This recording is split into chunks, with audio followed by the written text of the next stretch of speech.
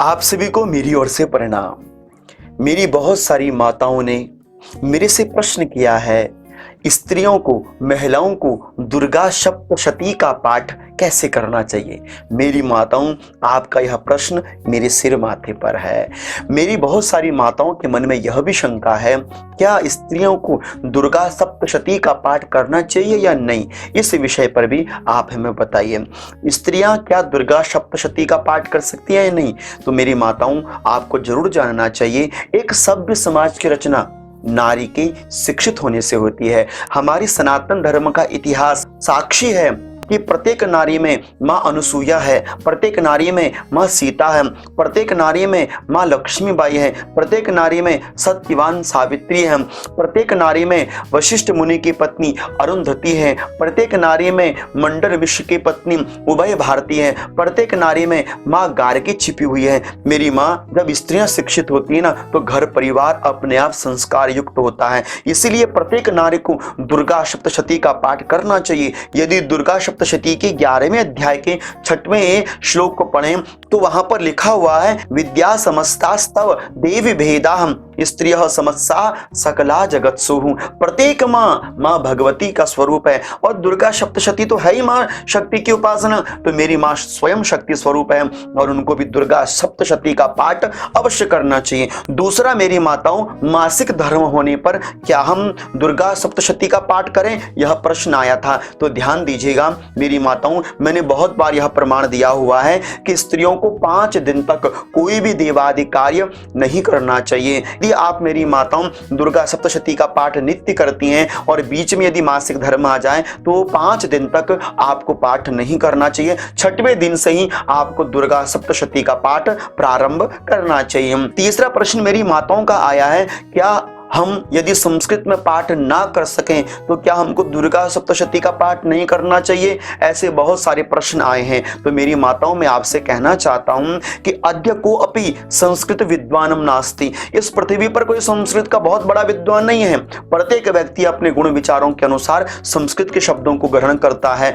इसलिए मेरी माताओं, आप यह विचार करके कि हमको संस्कृत पढ़नी नहीं आती, हम दुर्गा सप्तशती का पाठ नहीं कर सकते, ऐसा अविचार अपने मन के अंदर मत लेके आइएगा। यदि आप यह सोचते हैं कि पढ़ने में गलती हो जाएगी तो मेरी माताओं, तो इस संसार में कोई दुर्गा सप्तशती का पाठ कर ही नहीं सकता। हम जब अभ्यास करते थे बहुत गलतियां होती थी, लेकिन सुधार करना भी तो हमारे वश में है ना। इसलिए मेरी माताओं, करत करत अभ्यास ते जड़ मत होई सुजान। इसलिए आपका अभ्यास रहना चाहिए। यदि आप संस्कृत पढ़ ही नहीं पाती हैं तो अब आपको क्या करना चाहिए, तो हिंदी अनुवाद में आपको दुर्गा सप्तशती का पाठ जरूर करना चाहिए। लाभ पूरा उठाइए। यह मत सोचिएगा कि हमसे पढ़ा नहीं जाएगा तो हम पाठ कैसे करें। मेरी माताओं, आपसे जैसे भी हो, जिस तरह से भी हो, अभ्यास कीजिए, थोड़ा थोड़ा नित्य पाठ कीजिए, पढ़िए। आपके मुख में स्वयं मां सरस्वती आकर विराजमान अवश्य हो जाएंगी। दुर्गा सप्तशती में न्यास आते हैं। अब स्त्रियां न्यास करें या नहीं। देखो मेरी माताओं, स्त्रियों के विषय में न्यास करने की जो प्रक्रिया है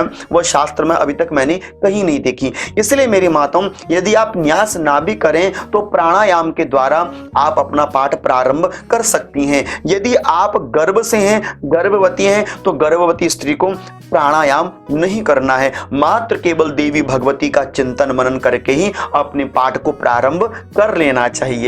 और यदि कोई स्त्री गर्भवती हो तो क्या उसको दुर्गा सप्तशती का पाठ करना चाहिए? अवश्य करना चाहिए।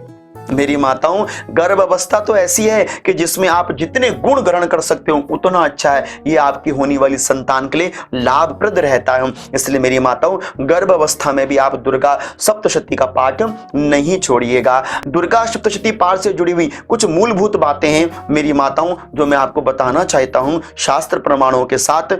आप जब भी दुर्गा सप्तशती का पाठ करें, ध्यान दीजिएगा मेरी माओ, आसन जरूर होना चाहिए। दूसरा, आप जब भी दुर्गा सप्तशती का पाठ करें, बाल गीले नहीं होने चाहिए, बालों से जल टपकना नहीं चाहिए, बालों को अपने केशों को बांध कर ही दुर्गा सप्तशती का पाठ करना चाहिए। माथे पर तिलक सिंदूर का अवश्य होना चाहिए, माथे पर बिंदी अवश्य लगी होनी चाहिए। यदि आपका विवाह हो गया, मतलब यह है कि आपने बिना तिलक धारण के भी पाठ प्रारंभ नहीं करना है। आपको अपने हाथों में कुशाक की पवित्री पहनने की आवश्यकता नहीं है। काला वस्त्र धारण करके आपने दुर्गा सप्तशती का पाठ नहीं करना है। जब भी आप दुर्गा सप्तशती का पाठ प्रारंभ करें, आपको बीच में उठना नहीं है। इस प्रकार मेरी माताओं, यह कुछ मूलभूत बिंदु थे जो दुर्गा सप्तशती पाठ से जुड़ी हुई थे। अब हमको दुर्गा सप्तशती का पाठ कैसे करना चाहिए, तो आओ मेरी माताओं, मैं आपको अपनी दुर्गा सप्तशती की पाठ पुस्तिका में लेकर चलता हूं। वहां पर आपको पॉइंट टू पॉइंट समझाने का प्रयास करता हूं,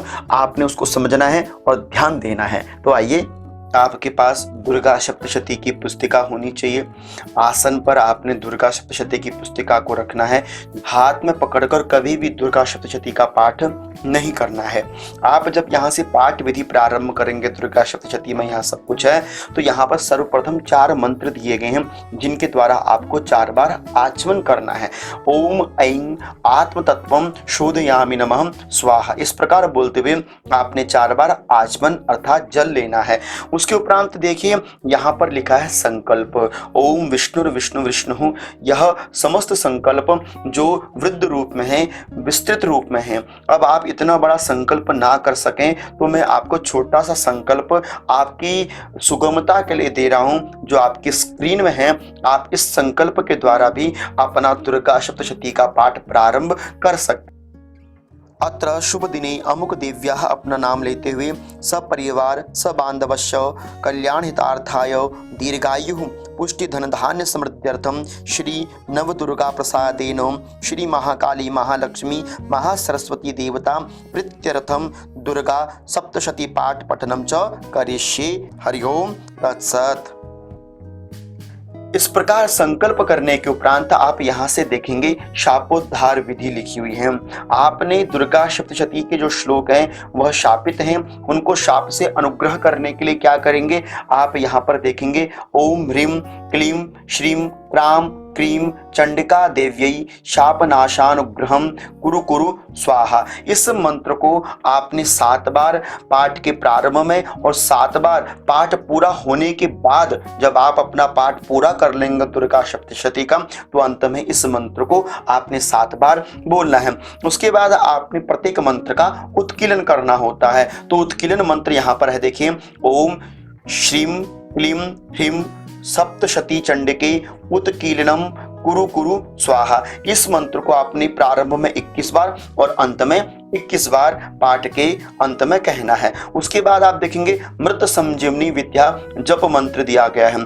ओम ह्रीं ह्रीं वम वम ऐं ऐं मृत संजीवनी विद्धि मृतमुत्थापयोत्थापय क्रीं ह्रीं ह्रीं वम स्वाहा। इसको भी आपने 7 बार जप के प्रारंभ में और 7 बार पाठ होने के बाद इसको आपने जपना है। उसके उपरांत आप यहाँ पर देखेंगे सप्तशती शाप विमोचन मंत्र दिया गया है। यह मारीच कल्प के अनुसार है। आपको यह भी मंत्र ओम श्रीं श्रीं क्लीं हुम ओम ऐं क्षोभय मोहय उत्कीलय उत्कीलय उत्कीलय ठम ठम, आपने इसको 108 बार पाठ के प्रारंभ में और पाठ के अंत में यदि जपें अति उत्तम है। उसके उपरांत आप देखेंगे यहाँ से मंत्र दिया गया है शाप विमोचन मंत्र। दुर्गा सप्तशती के शाप विमोचन मंत्र दिए गए हैं। अब आपने क्या करना है, यहाँ पर विनियोग लिखा हुआ है। इस विनियोग में आपने अपने हाथ में जल लेना है और जल लेने के बाद आपने इस मंत्र को पढ़ना है और विनियोग बोलते हुए जल को छोड़ देना है।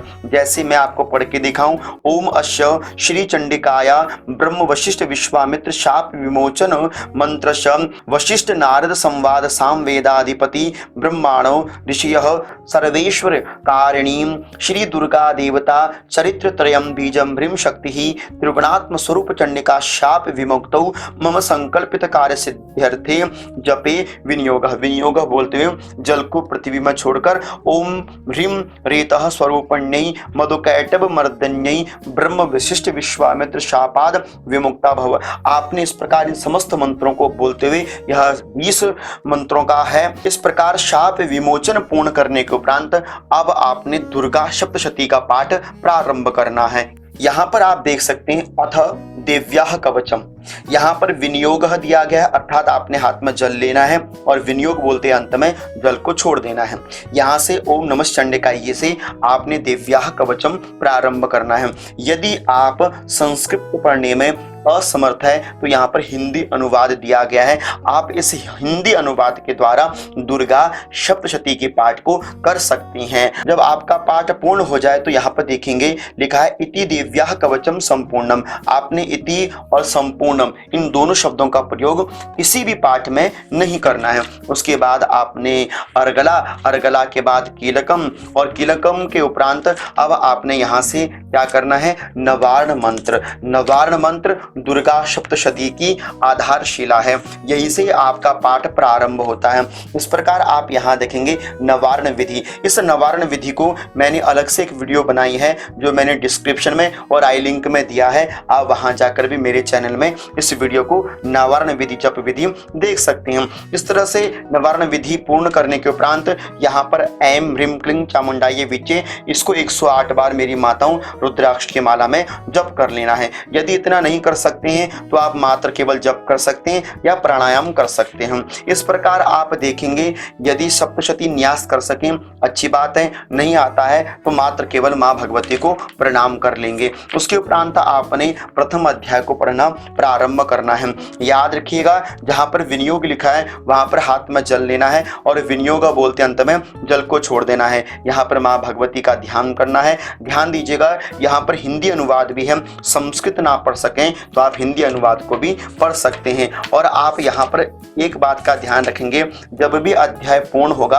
अध्याय के अंत में लिखा रहता है इति श्री मार्कंडेय पुराणी सावर्णिके मनवंतरे देवी महात्म्ये मधुकैटभ वधू नाम प्रथमो अध्याय। यहाँ पर आपने क्या कहना है, जय जय श्री मार्कंडेय पुराणी सावर्णिके मनवंतरे देवी महात्म्ये प्रथमः। ओम तत्सत इतना कहते हुए हाथों में पुष्प लेके मां भगवती के चरणों में पुष्पार्पण कर देंगे। इसी प्रकार आपने सारे अध्यायों को पढ़ना है। आप नित्य में 13 अध्याय भी कर सकते हैं। यदि आप नित्य नहीं कर सकते हैं तो आप एक एक अध्याय करके भी पढ़ सकते हैं। यहाँ पर ध्यान दीजिएगा संस्कृत ना पढ़ने वालों के लिए हिंदी अनुवाद भी दिया गया है। अध्याय पूर्ण होने के बाद आपने क्या करना है, यहाँ पर दुर्गा सप्तशती के 6 अंग रहते हैं जिसमें से चौथा अंग है तंत्रोक्तम देवी सूक्तम। आपने इस तंत्रोक्तम देवी सूक्तम को भी अवश्य पढ़ना है। और उसके उपरांत आप देखेंगे प्राधानिकम रहस्यम, मेरी माताओं इसको भी आपने पढ़ना है। उसके बाद आता है वैकृतिकम रहस्यकम। अब आप कहेंगे इतना ना पढ़ सकें तो आप हिंदी अनुवाद में पढ़िए, ना कर सकें तो आप माँ भगवती का नाम लेकर क्या करेंगे, आप माँ भगवती का नाम लेकर यहाँ पर जो मूल है दुर्गा सप्तशती का वह है क्षमा प्रार्थना। आपने यह अवश्य करना है ताकि आपके पाठ में कहीं त्रुटि या मंत्रों में कहीं अशुद्धता रह गई हो तो इसके द्वारा पूर्ण हो जाता है। उसके बाद आप यहाँ पर अंत में देखेंगे यहाँ पर दिया गया है देव्य अपराध क्षमापन स्तोत्रम। यदि यह पढ़ सकें बहुत अच्छी बात है, ना कर सकें तो आप इसको हिंदी में भी पढ़ सकते हैं। उसके उपरांत आप अंत में देखेंगे सिद्ध कुंज का स्तोत्रम दिया गया है। यह दुर्गा सप्तशती के पाठ की रीढ़ की हड्डी है, आपने इसको अवश्य करना है। यदि संस्कृत में ना कर सकें तो हिंदी में अवश्य इसका पाठ करें। इस प्रकार आप जब पाठ पूर्ण कर लेंगे तो आपने पुनः से जो शाक विमोचन मंत्र थे उनका जो साथ साथ 21-21 बार जप करना था वो आपने पूर्ण करना है। इस प्रकार आप जब यह कर लेंगे उसके उपरांत आपने करना है उपसंहार, अर्थात नवार्ण मंत्र का आपने उपसंहार करना होता है। उपसंहार का भावार्थ होता है कि पाठ के अंत में भी आपको नवार्ण विधि करनी पड़ती है जिसे हम उपसंहार कहते हैं। आपने जिस प्रकार यह लिखा है सब वैसे ही करना है। मेरी माताओं न्यास के स्थान पर आप मात्र केवल माँ भगवती का ध्यान करें या प्राणायाम 3 बार कर लेंगे। इस प्रकार माँ भगवती का ध्यान करते हुए अंत में 108 बार, यदि आपको ज्यादा समझ में ना आए तो अंत में आपको 108 बार नवार्ण मंत्र का जप कर लेना चाहिए। इस प्रकार जप की संपूर्णता होने के बाद माता भगवती से कहें कि माँ मैंने जिस प्रकार भी यह पाठ किया है मैं आपको समर्पित करती हूँ। यह मंत्र बोलेंगे गुह्यात गुह्य गोप्त्री त्वं गृहाणस्मत् कृतं जपम सिद्धिर्भवतु मे देवीं तत्प्रसादान महेश्वरी। अंत में इस मंत्र को बोलते हुए पुष्प या जल माँ भगवती के चरणों में अर्पण कर देंगे। इस प्रकार यह संपूर्ण संपूर्ण दुर्गा सप्तशती की पाठ विधि जो थी वह मैंने आपको बताई। आप मेरे से जुड़ सकते हैं। आप मुझे इंस्टाग्राम पर भी फॉलो अवश्य कर लीजिएगा। सभी माताओं को मैं अपनी ओर से अनंत अनंत कोटि वंदन प्रणाम करता हूँ।